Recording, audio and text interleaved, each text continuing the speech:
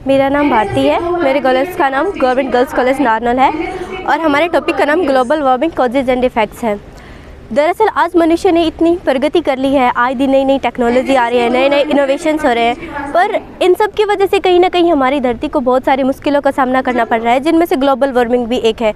Global warming दरअसल, या आसान शब्दों में मैं कहूँ तो ग्लोबल वार्मिंग का मतलब होता है अर्थ का एवरेज टेम्परेचर का बढ़ना। ग्लोबल वार्मिंग क्या होती है? जब सूर्य की किरणें धरती पर आती हैं शॉर्ट टर्म्स और टकराकर वापस जाती हैं लॉन्ग टर्म्स, तो वो हमारे एटमॉस्फेयर में प्रेजेंट ग्रीन हाउस गैसेज क्या होती हैं? जैसे carbon dioxide, nitrogen oxide, water vapours, ये सब उन्हें ट्रैप कर लेती हैं और वापस नहीं जाने देती, जिसकी वजह से अर्थ का जो टेम्परेचर है वो बढ़ने लगता है। एक्चुअली 1824 में जोसेफ फॉरियर नाम के एक साइंटिस्ट ने बताया था कि यदि पृथ्वी पर एटमॉस्फेयर में ग्रीन हाउस गैसेज नहीं होती तो अर्थ एक बहुत ही ठंडा ग्रह होती और अर्थ बिल्कुल भी रहने लायक नहीं रहती। पर क्योंकि ग्रीन हाउस गैसेज अर्थ को कर रही है गर्म, इसलिए ये एक रहने लायक ग्रह है। परंतु हम अपने आप को सबसे विवेकशील कहने वाले प्राणी मनुष्य ने अर्थ में जो ग्रीन हाउस गैसेज है उनका जो परसेंटेज है वह इतनी ज़्यादा बढ़ा दी है कि ये हमारे लिए चिंता का विषय बन गया है, क्योंकि अर्थ ज़रूरत से ज़्यादा गर्म होने लग गई है। इसके क्या प्रभाव हैं और इसके क्या कारण हैं, ये आपको अनुराधा बताएगी। Good afternoon everyone. हमने हमारे मॉडल में यह जानकारी देने की कोशिश की है कि ग्लोबल वार्मिंग के इफ़ेक्ट्स एंड कॉजेज़ क्या क्या हैं। सबसे पहले अगर बात करें इंडस्ट्रियलाइजेशन, कोई भी इंडस्ट्री एस्टैब्लिश करने से पहले हम यह देखते हैं कि पानी का कोई स्रोत पास में है या नहीं। हमने यहाँ दिखाने की कोशिश की है कि फ्रेश रिवर के पास हमने कोई एक इंडस्ट्री है जो एस्टैब्लिश की है। इंडस्ट्री का सारा वेस्ट हमने नदी में डाल दिया है, जिसके कारण नदी बहुत ज़्यादा पोल्यूटेड हो चुकी है। साथ ही इंडस्ट्री से निकलने वाली हानिकारक व जहरीली गैसें जैसे CO2 जो है वो एनवायरनमेंट में मिलकर ग्रीन हाउस गैसेस को बढ़ावा देती हैं। हमने NTPC का दिखाने की कोशिश की है।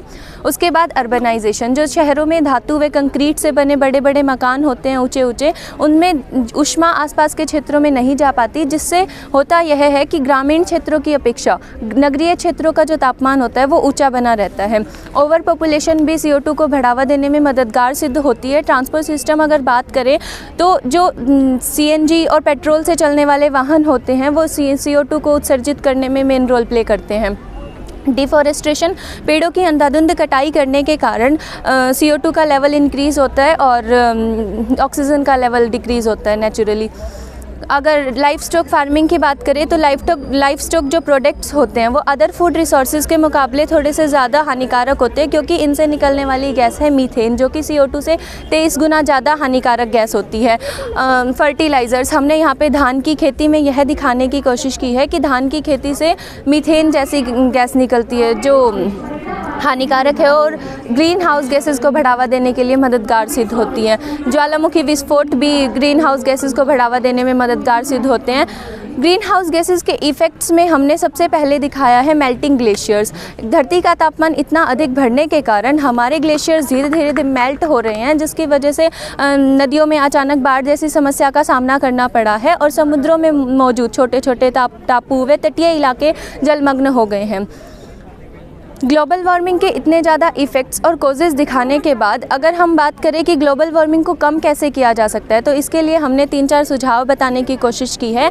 अफॉरेस्ट्रेशन, पेड़ों को ज़्यादा से ज़्यादा लगाकर हमें प्रत्येक व्यक्ति को 1-2 पेड़ ज़रूर लगाने चाहिए और इसका व्यक्तिगत तौर पर ज़्यादा बढ़ावा देना चाहिए। अफॉरेस्ट्रेशन करके विंड मिल्स का यूज़ करके हमें विंड एनर्जी प्रोड्यूस करनी चाहिए। हर घर की छत पर सोलार प्लेट्स लगा के सोलार एनर्जी को भी प्रोड्यूस किया जाना चाहिए। साथ ही CNG और पेट्रोल से चलने वाले जो भी वाहन होते हैं उनके स्थान पर अगर हम ई-व्हीकल्स का यूज़ करें तो वो ज़्यादा मददगार सिद्ध होगा। Thank you so much. इसका कंक्लूजन मेरे पास है। इसके लास्ट में हम यही कहना चाहेंगे कि जब मनुष्य पर आपदा आई, कोरोना महामारी जैसी बीमारी आई, तो मनुष्य ने अपने लिए सैनिटाइज़र बना लिए, अपने लिए मास्क बना लिया।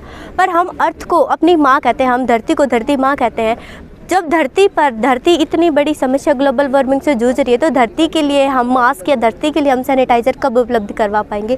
Thank you.